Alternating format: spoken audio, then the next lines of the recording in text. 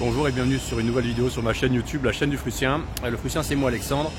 Et sur cette chaîne YouTube, sur ma chaîne YouTube, je vous parle de Russie, de la Russie d'aujourd'hui et de ma vie en Russie d'aujourd'hui, pays dans lequel je réside depuis 15 ans et je travaille jusqu'à Moscou. Mes activités principales sont la direction d'un cabinet de conseil en ressources humaines et recrutement qui aide les entreprises en fait à recruter du personnel qualifié et qui aide les entreprises à venir et à se développer sur le marché russe. Et en parallèle, j'ai créé une activité qui est destinée aux particuliers. Donc j'accompagne les particuliers qui ont des projets de vie en Russie, des projets de travail en ou avec la Russie par le biais d'un module qui s'appelle Ruspatriation.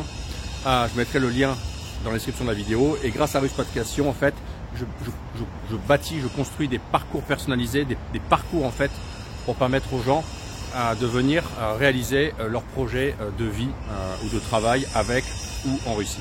Voilà, à ce titre, j'ai écrit un livre blanc sur la Russie d'aujourd'hui, un livre blanc gratuit que vous pouvez télécharger. Je mettrai le lien aussi dans la description de la vidéo. Vous pouvez télécharger ce livre blanc et lire mes analyses et mon descriptif des réalités russes et des réalités de la Russie d'aujourd'hui. Et vous pouvez aussi me soutenir si mon travail vous plaît. Je mettrai les liens dans la description de la vidéo par PayPal en euros ou alors en rouble si vous êtes basé dans la zone Russie, dans la zone rouble. Aujourd'hui, je voudrais parler aujourd'hui un petit peu du système politique russe. Parce que c'est quelque chose qui reste assez en fait compliqué à comprendre, même de l'intérieur. La kremlinologie, c'est la science la plus incertaine qui soit. Personne ne prévoit la politique en Russie en fait. Il y a des stratèges au Kremlin, l'administration présidentielle, des gens qui ont 5 coups d'avance, 6 coups d'avance. Et donc vous n'avez aucun expert occidental qui peut aujourd'hui prévoir ce qui va se passer en Russie. Qui peut prévoir en fait les évolutions de la situation intérieure de la politique russe parce que c'est tout simplement possible. Et le système politique russe, il est très particulier, il est à part et bien souvent il est défini sur les plateaux télé en Occident comme un système autoritaire, non démocratique, etc. Voilà, donc je vais essayer aujourd'hui d'en parler et essayer de le définir avec des critères, on va dire, compréhensibles et pour les Occidentaux. Alors tout d'abord, il faut se rappeler que la Russie, en fait, elle est apparue, la Fédération de Russie est née en fait de la chute de l'URSS. Évidemment, à la chute de l'URSS, il y avait un parti dominant qui était le parti communiste, la Fédération de Russie. Et au moment des années 90, en fait, il y a eu un tas de partis politiques qui ont émergé, qui ont été créés par des militaires, par des hommes d'affaires, par des maires, notamment le maire de Moscou, Yuri Lushkov, qui a fait un parti avec l'ancien Premier ministre d'Eltsine, Yevgeny Primakov. Vous avez Sergueï Shoïgu qui avait créé un parti politique qui s'appelle Unité. Vous aviez le président du Tatarstan aussi qui avait fait son parti politique, etc. Donc il y avait beaucoup de mouvements politiques financés via des oligarques, etc. C'était assez confus et une espèce de large spectre politique. Et puis en 2001, en fait, alors Poutine est devenu président en 99 par intérim puisque Eltsine a démissionné. Et puis de facto en 2001 en fait il y a 3 partis politiques, donc le parti politique de Sergueï Shoïgu, le parti politique du président du Tatarstan de l'époque et un parti politique créé par le maire de Lushkov, le maire de Moscou, Yuri Lushkov, l'ancien maire. Mais le surpuissant maire de l'époque est co-créé par Yevgeny Primakov qui était le premier ministre de Boris Eltsine en fait. Et donc ces 3 partis ont fusionné. C'était parti Unité, parti toute la Russie et parti Ordina, je crois. Ces 3 partis ont fusionné et ils sont devenus un parti politique qui s'appelle Russie Unie en 2001.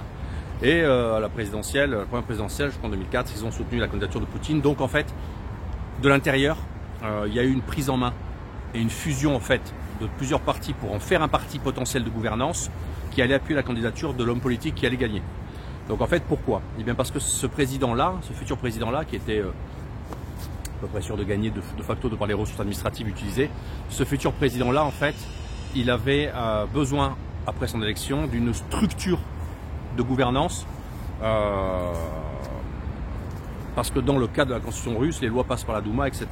Donc la Douma, qui est l'Assemblée nationale, enregistre les lois et donc il faut avoir une majorité de députés pour pouvoir faire passer les lois que la tête présidentielle veut faire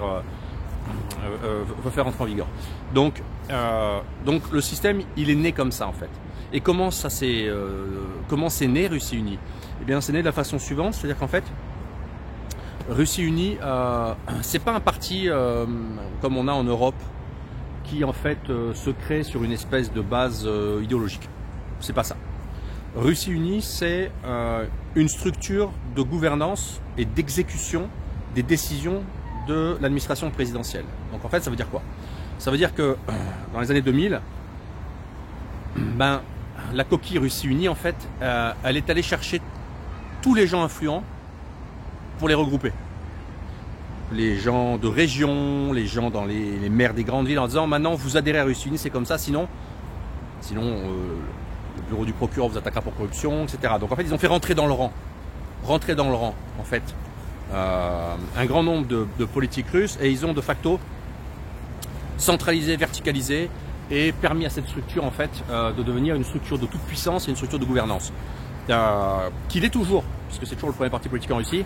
C'est le parti en fait, c'est pas le parti qui a le soutien fondamental des gens, c'est ça qui est compliqué à comprendre, c'est le parti qui a la ressource administrative. La ressource administrative, c'est-à-dire que sur le cadre globaux d'élections, hormis l'élection présidentielle, où on vote pour un homme, sur le cadre globaux d'élections locales où globalement il y a peu de votants, on va faire voter les retraités, on va faire voter une partie des actifs, on va faire voter une partie des fonctionnaires, etc. Il y a une espèce de consensus global pour que, en fait, se maintienne en fait, en quelque sorte, cette organisation de la société qui passe par ce parti dominant. Et c'est ça qui est subtil à comprendre et qui est très à part en Russie, c'est que c'est pas une question d'idéologique purement, parce que finalement l'idéologie de Russie unie a été définie lors d'un congrès, je crois en 2010 ou 11 ou 9, je sais plus. L'idéologie dominante, c'est le conservatisme. Donc en fait, Russie unie, c'est avant tout un parti de centre droit, on pourrait le qualifier comme ça en France, un parti centriste, mais un parti centriste conservateur. Donc ça, il y avait différents courants politiques à Russie unie, un courant un peu plus libéral, un courant un peu plus nationaliste. Le courant central, centrique, c'est le courant conservateur, et c'est le courant en fait qui représente la dimension idéologique du parti Russie unie. Ça, c'est la première chose. Ensuite, qu'est-ce qu'il faut savoir? Ensuite, en 2011, a été créée une surcouche au-dessus de Russie unie qui s'appelle le Front populaire pan-russe, Общий народный front, ONF en russe.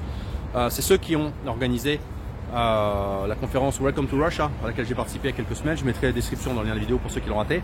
Donc voilà, ça c'est un mouvement qui est au-dessus du cadre politique, qui est transpolitique en fait, qui a de l'action politique, qui a des élus, qui a des représentants, mais qui fait surtout beaucoup de technologie politique, qui fait beaucoup d'actions sociales, qui fait beaucoup de lancement d'alerte, etc. Donc ça c'est un mouvement un peu plus social, sociétal, on va dire social fort,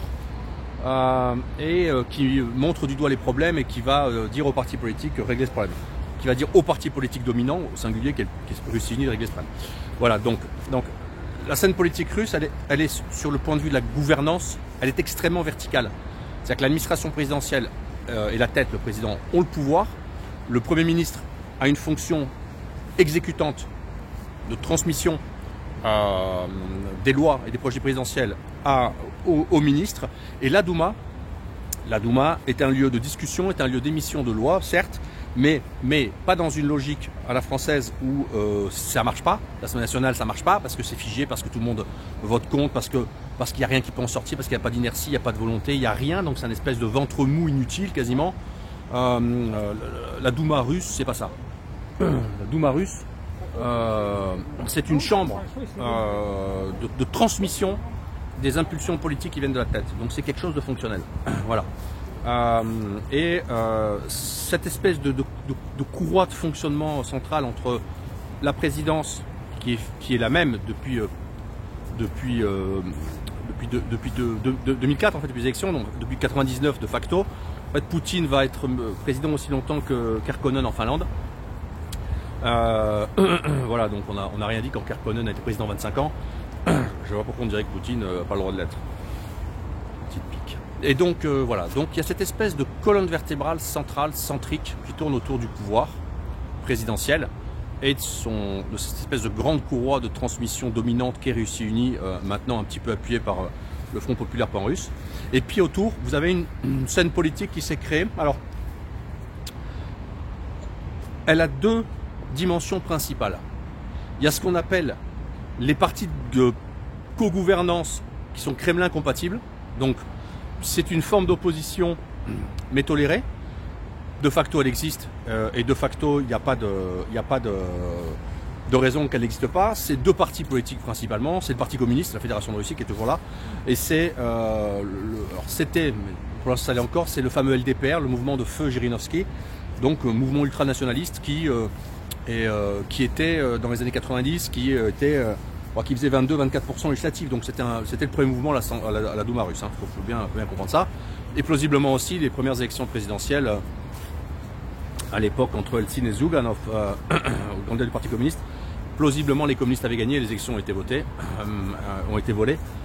La Russie post-91 a sûrement voté communiste en fait, et pas réformateur.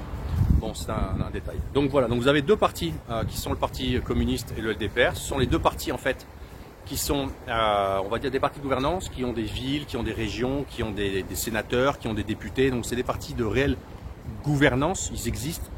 Ils ont des budgets, ils ont des militants, ils font des actions, ils proposent des projets de loi, ils s'opposent, ils bloquent, etc. Mais c'est des partis, on va dire, d'établissement, des partis qui sont dans le rang, des partis qui sont des partis de cadres, mais aussi de militants. Mais c'est des partis qui sont des partis de gouvernance, de co-gouvernance. Ils n'ont pas la majorité, ils ne prendront pas le pouvoir, mais on va dire que c'est, des partis qui équilibrent un peu la scène politique pour pas qu'elle soit monopartie en fait. Il y en a un quatrième qui est Russie Juste, qui est un parti de centre-gauche, qui est devenu un peu plus nationaliste maintenant, puisqu'il a fusionné avec d'autres mouvements, et qu'il a récupéré dans ses dernières campagnes présidentielles beaucoup d'intellectuels assez nationalistes, que l'on pense à Zakhar Prilepin, à Nikolai Starikov, des gens comme ça, qui sont des gens, des penseurs assez russisants, assez anti-occidentaux, etc. Donc le parti de centre-gauche qui s'était créé à l'époque, Russie Juste, qui avait même signé au début un accord avec le Parti Socialiste Français. J'avais vu ça, j'étais explosé de rire. Je me suis dit, les pauvres Français, les pauvres socialistes français, quand ils vont parler aux mecs de Russie Juste en pensant qu'ils sont comme eux, ils vont déchanter. Non, puis ça s'est vite arrêté. Et puis ils ont viré leur cutie pour devenir aussi patriotes nationalistes là aux dernières élections. Donc voilà. Donc en gros, vous avez quatre partis qui sont les quatre partis patriotes, enfin trois patriotes et le Parti communiste, mais qui est patriote aussi. Le communisme en Russie, c'est patriotique. Voilà, donc vous avez cette espèce de scène politique assez curieuse en fait, un peu atrophiée et monocanalisée, dominée par un parti dominant qui est Russie Unie, qui est un parti qui a connu beaucoup de scandales, puisqu'à l'époque où ça a commencé, ils faisaient 80%, 70%, et on va dire qu'ils sont un peu lâchés. Il y a eu beaucoup d'affaires de corruption, l'image du parti était très écornée, ça a encore mauvaise image Russie Unie, ça fait partie vraiment de fonctionnaires, de chinovniks, de partis de corruption. Donc ils ont beaucoup travaillé depuis 2010, 11, 12. Il y a eu, rappelez-vous, en 2012, les grandes manifs contre les résultats des élections qui étaient censés être volés. Résultats auxquels les gens n'ont pas cru. Il y a eu des grandes manifs, notamment la révolution des neiges à Moscou qui a fait émerger Navalny. Mais globalement, avec le Front populaire, alors en interne chez Russie Unie, il y a eu d'énormes changements de méthodes de communication. Il y a eu d'énormes changements de méthodes de fonctionnement et de méthodes en fait politique. Donc ça s'est beaucoup amélioré, ça s'est jeunifié, ça s'est modernisé. Le Front populaire pan-russe au-dessus a encore accentué ce mouvement. Donc on va dire que l'image n'est pas revenue à l'idéal, mais elle est bien apaisée par rapport aux colères qu'on a pu avoir il y a une grosse dizaine d'années. Donc colère populaire des gens qui disaient « Russie Unie, c'est le mec avec les dents longues et la cravate rouge qui va faire du business ». Donc non, ça a changé. Maintenant ils ont mis des plateformes en ligne, ils font beaucoup de choses en lien avec la population, ils communiquent plus avec les électeurs.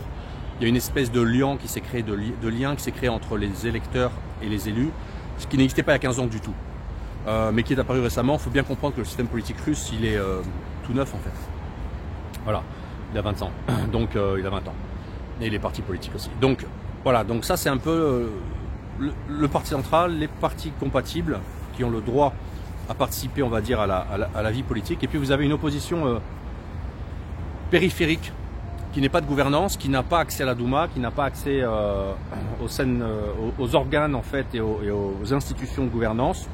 C'est majoritairement des mouvements radicaux, c'est l'opposition de rue à la Navalny en 2012-13, c'est des mouvements ultranationalistes, c'est des mouvements ultra-gauchistes violents comme le parti Doudaltsov qui voulait pendant les manifestations de 2012 faire des attentats en Russie.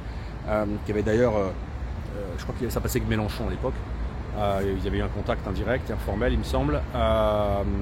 Donc voilà, c'est des partis qui n'ont pas accès à la gouvernance, c'est les partis libéraux aussi, les petits partis libéraux pro-OTAN, pro-occidentaux, c'est des partis qui de toute façon n'ont pas d'ancrage populaire, aucun. Ils ont quelques pourcents, 10, 15, 20, 30% sur des bastions urbains modernes comme Moscou et Saint-Pét, mais globalement, le désancrage dans ces zones stratégiques pour l'image et la réputation de Russie unie a été contrebalancé en fait par l'apparition de candidats, on va dire, indépendants, sans liste, mais de facto en off, appuyés par le pouvoir. On a eu ça dans mon arrondissement, moi, à la mairie de Moscou, où on a candidat d'une association, le président d'un mouvement qui s'appelle Lisa Alert, qui cherche les gens, qui a été élu. On a eu ça avec la candidature Sobyanin à Moscou, qui n'est plus vraiment Russie unie en fait. Elle est équipe Sobyanin et Mont Moscou. Donc voilà, ils ont localisé, ils ont enlevé le branding à mauvaise réputation Russie unie. Et puis de facto, le bon travail effectué par ces personnes fait qu'ils sont réélus. Donc c'est le cas de Sobyanin à Moscou. Voilà. Donc globalement, la scène politique, elle est là, elle fonctionne comme ça. Il faut bien comprendre que le système est vertical et qu'aujourd'hui, le cœur de décision de technologie politique est à l'administration présidentielle. Il y a des gens brillants comme Kirienko ou autres qui travaillent et que donc là, ils ont 6 coups d'avance, 7, 8, 10, 15 et qu'ils ont déjà prévu des scénarios, tous les scénarios. Et que donc ces scénarios ne sont pas lisibles par les Occidentaux parce qu'ils n'y ont pas accès et ils sont de facto durs à comprendre parce que c'est du jeu d'échecs et tout simplement. Et donc on ne prévoit pas la réaction de l'adversaire, peu. Et voilà. Donc la scène politique russe, la Russie n'est pas une démocratie.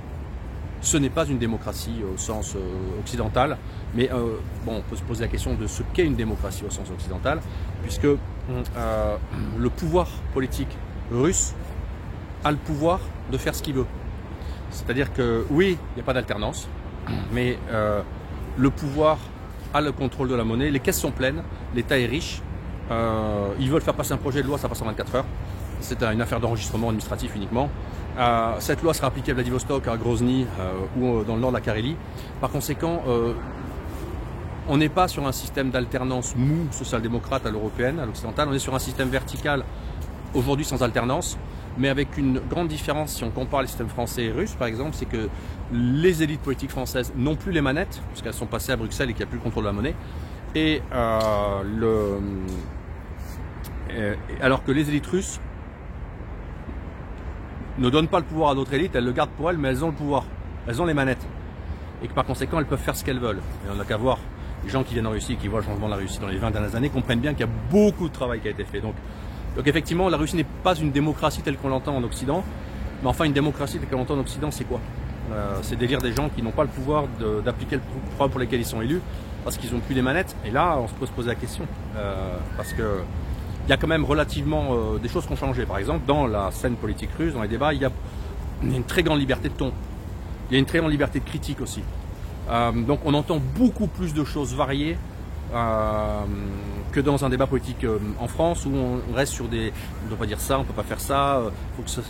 Non, en Russie, il n'y a pas ça. On parle de tout. Donc on parle de tous les problèmes et on les aborde de façon frontale et violente. Par conséquent, dans un sens, la dimension de l'alternance pour qualifier la dimension démocratique ou pas d'un régime, elle est extrêmement critiquable. Elle est extrêmement critiquable parce que c'est pas parce qu'il y a une alternance que le nouveau a plus de pouvoir que le précédent, surtout si ces pouvoirs lui ont été ôtés. Et donc là, il y a vraiment une question fondamentale à se poser sur savoir ce qu'est vraiment la démocratie et à quel moment, quelle est l'importance dans une gouvernance démocratique du fait, quelle est l'importance du facteur suivant qui est les élites ont-elles le pouvoir, ont-elles les capacités techniques, financières, morales, administratives et légales de prendre les décisions et de faire appliquer les décisions pour atteindre les résultats pour lesquels elles sont élues. Et là on a une question de vraiment de croisement de mode opératoire et de dimension politique, je pense, sur laquelle il faudrait que se penchent des spécialistes, des experts, les gens de Sciences Po et de l'ENA, etc. Il faudrait qu'ils réfléchissent à ça. Parce que nous, en Russie, certes, on n'a pas de... c'est toujours Poutine et c'est toujours Russie unie. Ouais, mais depuis 20 ans, le pays s'est redressé. Tout le monde vit mieux. Et par conséquent, inexorablement, ça se redresse. Donc, pour l'instant, évidemment que les gens n'ont pas envie que ça change. Et évidemment, majoritairement pas envie que ça change. Et évidemment qu'il y a encore suffisamment de gens qui partent, qui sont pauvres, qui partent de loin et qui bénéficient du redressement pour que, d'un point de vue numérique, ces gens soient majoritaires sur les enrichis réussis des grandes villes, qui en voudraient encore plus, mais bon, on peut pas tout avoir non plus. Donc globalement, les rapports de force numériques de contingent d'électeurs sont à prendre en compte, et les jeunes sont moins nombreux, donc les jeunes sont protestataires, c'est comme tous les jeunes du monde, mais ils sont moins nombreux. Voilà. Et donc là aussi, il y a vraiment une question à se poser, c'est de savoir un petit peu comment les systèmes politiques occidentaux vont évoluer et comment le système russe va évoluer. Le système russe, il est donc assez vertical, assez autoritaire, il est assez efficace. On exécute, on fait, on prend, boum. Voilà. Donc il y a un procédé parfaitement légal de soumission de vote d'un projet de loi à la Douma. Il y a 3 ou 4 lectures, on peut le retoucher, tout est publié en ligne, vous avez accès à tout. Vous pouvez commenter, vous pouvez vous adresser aux députés. Le système est beaucoup plus ouvert qu'on ne semble le dire dans les médias en Europe concernant la Russie. On a ici accès à nos élus locaux, on peut les contacter, ça répond. Et donc ce qui n'était pas le cas il y a 15 ans, je répète, 15 ans, 20 ans, c'était pas comme ça. Mais ça a beaucoup changé. Donc voilà, donc le système politique russe, c'est un peu ça. Qu'est-ce que je pense qui va se passer à la succession de Poutine? Poutine n'étant pas immortel, il y aura un successeur, bien entendu.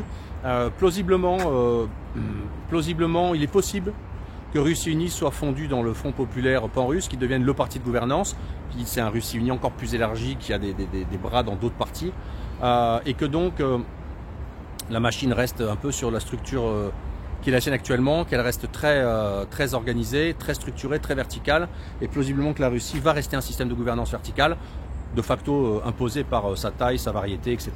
Il n'y a pas moyen de faire un système de cantons indépendants sur 11 fuseaux horaires, ça ne marchera pas avec toutes les religions, toutes les différences, c'est pas possible. Donc il faut un système qui soit tenu par un peu à la force, à l'autorité, et je pense que la structure de gouvernance russe aujourd'hui, elle permet ce fonctionnement. Elle permet à la fédération de rester unie, tout en étant à certains niveaux avec une très forte décentralisation, et donc il y a un espèce d'équilibre stable, pas un équilibre instable, un équilibre stable qui est en place, et cet équilibre stable, en fait, il permet à la Fédération de Russie de se développer à ses rythmes intérieurs propres, à son rythme global, et surtout de maintenir les très grandes variétés et différences qu'il y a entre les différents territoires et les différents modes de gouvernance. Il y a des républiques, etc., qui ont leur constitution, etc. Donc c'est dans un sens très centralisé vertical, et dans un sens c'est très décentralisé dans la centralisation. Voilà, donc c'est encore une fois les fameuses contradictions russes. C'est un pays de contradictions, la Russie, il n'y a que des contradictions systémiques, structurelles. C'est ça qu'il faut comprendre quand on vient ici. Voilà, c'était un petit mot sur le système politique russe. Les élections politiques, c'est en mars 2024, donc c'est dans 5 mois. La campagne n'a pas officiellement commencé, elle pourrait commencer là, courant du mois de novembre. On en a parlé, j'en ai parlé, elle pourrait commencer avec l'ouverture du pavillon Russie au centre des expositions universelles de Venelkha. Mais on va voir ce qui se passe.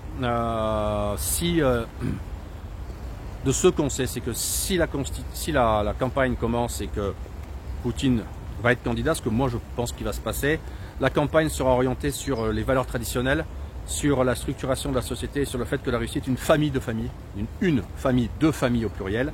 Voilà. Et que donc ça, c'est les thématiques qui ont fuité dans la presse par l'administration présidentielle. On parlera peu de l'opération militaire spéciale. Les Russes sont déjà à l'après. On réfléchit au B3 Donetsk. On réfléchit à l'organisation de la mer d'Azov, etc. Donc les Russes sont déjà sur l'après. Chez les élites russes, il n'y a pas vraiment l'impression qu'ils imaginent qu'ils puissent perdre. Et les 4 territoires seront russes. Donc l'opération militaire spéciale ne sera pas visiblement un thème essentiel de la campagne présidentielle russe de mars 2024. Voilà, je vous laisse, c'est tout pour aujourd'hui. Téléchargez mon livre blanc, il commence à pleuvoir. Téléchargez mon livre blanc, suivez-moi, faites partager cette vidéo, suivez-moi sur YouTube et sur les différents réseaux sociaux. Abonnez-vous à cette chaîne et je vous dis à très bientôt pour une nouvelle vidéo sur la chaîne du Frucien.